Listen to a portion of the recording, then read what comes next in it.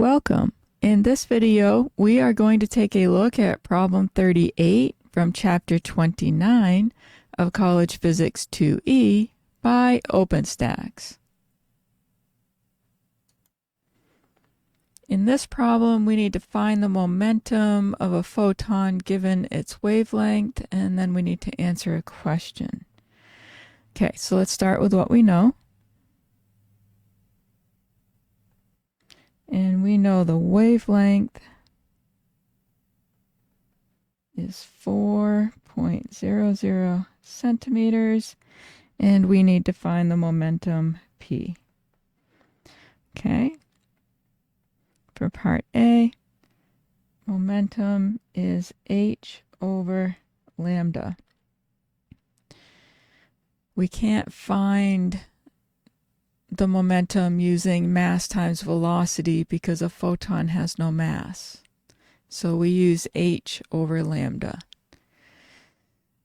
Okay, and h is Planck's constant. We have lambda. We are good to go. All right, so Planck's constant, 6.626 times 10 to the minus 34 joules times seconds, divided by the wavelength, 4.00 centimeters. This needs to be converted. In 1 meter, there are 100 centimeters.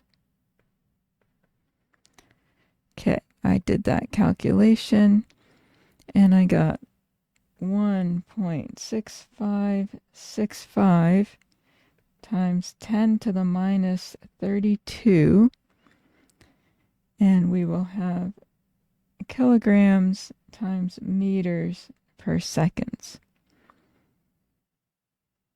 And so to 3 sig figs, this will be 1.66 times 10 to the minus 32 kilogram meters per seconds.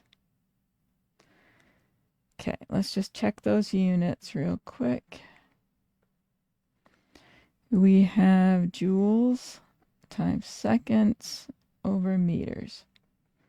A joule is a Newton meter. Then we have seconds over meters. So we have a Newton times a second. A Newton is a kilogram meter per second squared times a second gives us the kilogram meter per second. Okay, so the units do work. All right, then for part B, why do we expect such a small answer? Okay, so our momentum is small because our wavelength is very large. So we can say P is small because lambda is large. Based on the size of the particle, it's large. Okay, I hope you found that helpful. Let me know in the comment section if you have any questions. Thank you for watching, and I'll see you in the next one.